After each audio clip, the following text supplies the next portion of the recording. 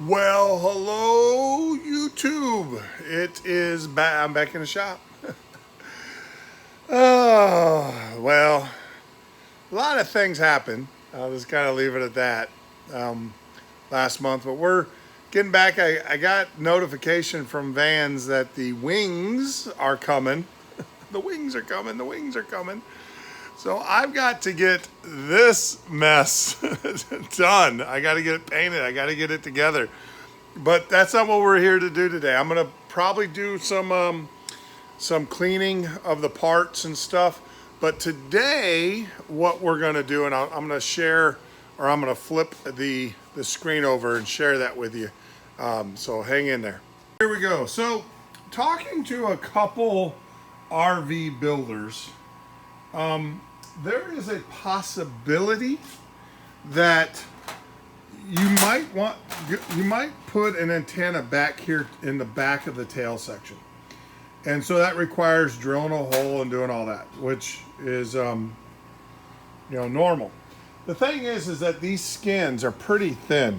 If you look at them, they're pretty thin. So what you do is you need to make a doubler, and then you put this doubler in there, and that just reinforces the skin. Now, what I did is I first created a template. And the way I created a template is I just cut out rough cardboard. I probably got it in here somewhere. Have to go find it. And the way that I got the measurement, this is really easy. If you have these precision rulers, which you get from any aircraft supply, I just ran these precision rulers, literally, just put them up against the edge. Just like that. And then I took my cardboard, had it in there, and I traced it out and I drew my lines. See how that works? And then I took that and I put it to a piece of aluminum that I'm now going to make as a doubler. And if you see, it fits perfectly inside there. So that's what I am going to do. Now, what you have to do is you have to rivet this. So I have to make rivet holes. So I grabbed my Dykem, and what we're going to do today, which is the bluing, so I put Dykem on the piece so I can then draw my lines. So what I have done, or what I'm going to do, is I figured Vans knew the spacing between, because I'm just going to pick up the spacing between, which is basically an inch. So it's an inch between, so every inch. So I'm going to draw my line in. I'm going to go a quarter of an inch in line, quarter of an inch in, quarter of an inch in, and then every inch I'm going to, here and here, obviously I'm going to have to do it. So I'm going to, punch my thing and then drill this out. Then I'm going to lay this on the piece. I'm going to use my rulers here because these work great. And then I'm just going to wedge this, slide this down until it wedges in and locks itself in. Hold it down, and I'm going to drill my through hills, and then I'll prep the holes, and then finally I'm going to dimple because we want them to be flush on the bottom like the rest of them. And so that's what I'm going to do today. I can't paint today because it is so windy out there. I paint everywhere. I do have a paint booth, but I'm by myself. That paint booth, I've realized it's a two-person operation to blow that thing up, and they secure it and all that. So, and it's too late in the evening. So I'm going to get this done tonight and get this ready. I'm going to go ahead and wipe all the skin, the outer skins. I've got all these pieces ready for paint and everything. As you can see, they're dull. So I got to do the same thing on the skin. So I'm going to do that tonight, get them wiped down with acetone. And then, we're just going to have to wait. It's a weather thing. It's like flying, we just got to wait until the weather gets better. Before we can start painting. Granted, I have the booth. I can set up the booth, but it's just it's a lot of work. Yeah, one person can do it, but I really don't have a whole lot of time. So I'd like to give myself at least 3 to 4 hours to paint in instead of rushing through it. So better yet, just get in here, get this knocked off. This will be a good dent, and then, like I said, this will add the reinforcement that I need. So if I choose to put an antenna back here in the back position, because a lot of people, like I said, do that. If I choose to do that, it is already there and the doubler's there. This space is pretty tight once you get the bulkheads in. It's really tight. So if you're going to, if you already have it open, it's good to do it now, before you get in here, because really you can't get a double. You can, but it's just a nightmare to do, from what everybody's saying. So if you have the opportunity to get a doubler in here, get it in here now. It's well worth the thing. And like I said, if I use it, I use it. If I don't, I don't. But it's there. And then if I need to run an antenna, I can come from the bottom, drill my hole. I know it's already there. Now there are some lightning holes in a doubler that you can reach down, but getting that doubler and getting it riveted is what's going to be the pain, to get to. So I'm going to go ahead and get that done, and we'll just go from there.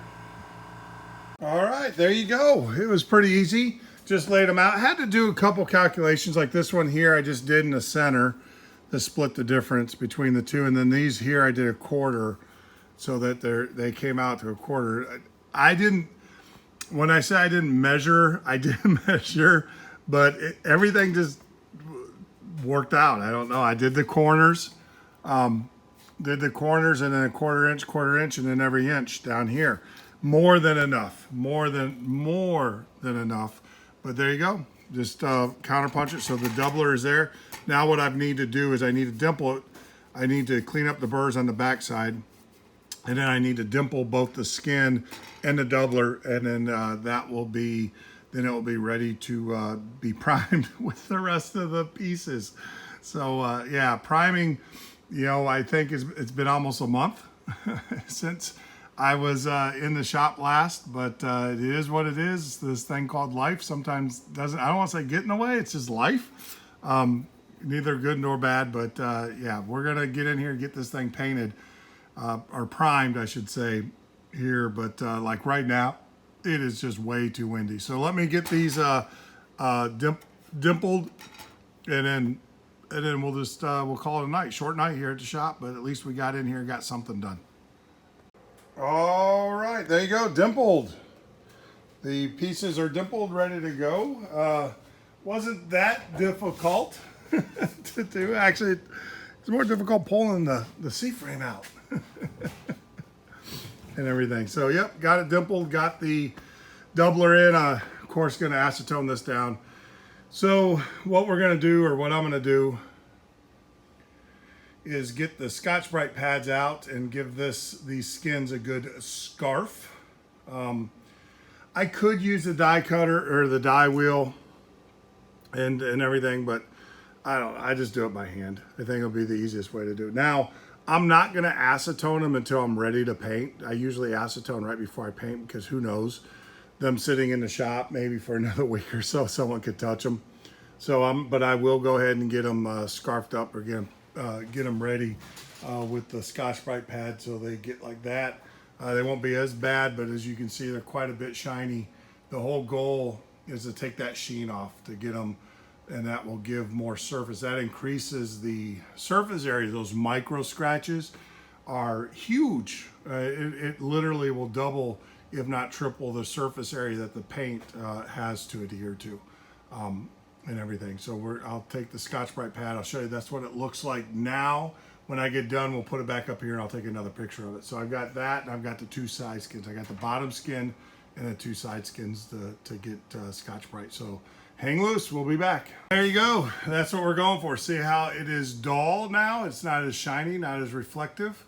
That is exactly what we're looking for. I mean, you don't have to beat it up, and like on these here, you can tell when I use the die grinder, because it does that pretty good. But on the skins, you can just actually on these you can get away with just doing it, just dull it. That's the whole goal, is put those little micro scratches, and you can see them a lot better if I get closer, come across it with the light. That's what you're looking for, just to put those scratches in there, and that gives the paint a lot more surface area to adhere to.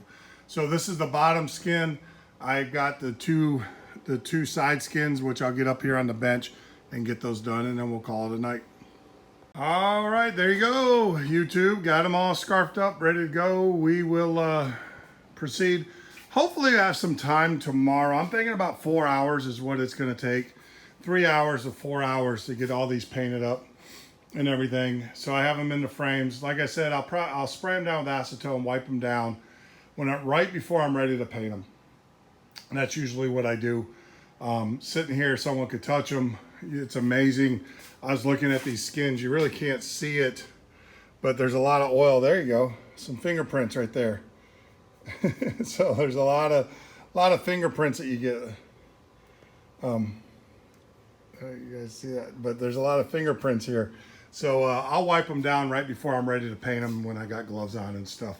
So yeah, that's about it. I appreciate it. Sorry for not making my normal 20 videos a month or whatever. And I thought this last month was going to be better than the month before. But like I said, this thing called life got in the way, and not in the way, just some things happened that I had to deal with and everything. So so I, dealing with that and stuff. So, but back at the airplane, this is my sanctity. I love building airplanes.